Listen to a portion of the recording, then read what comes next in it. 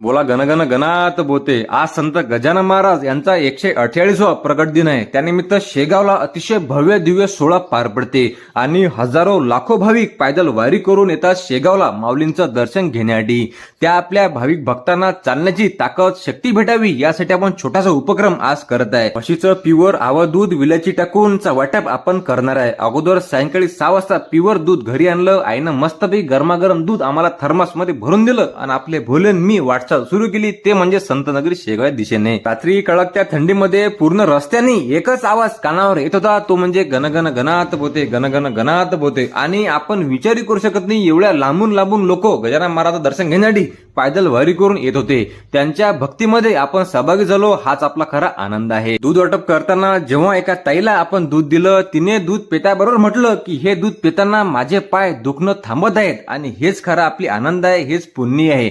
म्हणजे माऊलींच्या भक्तांची आपण सेवा करत आहे, याच्यापेक्षा अजून आनंद काय पाहिजे. टप्प्याटप्प्याने आपण दूध वाटप करत गेलो. बरेचसे आपले जीवाभावचे फॉलोअर्स भेटले, काही बहिणी भेटले, काही भाऊ भेटले, त्यांना भेटलो. दूध संपून शेवटी रात्री 12 वाजता माऊलींच्या मंदिरामध्ये प्रवेश केला.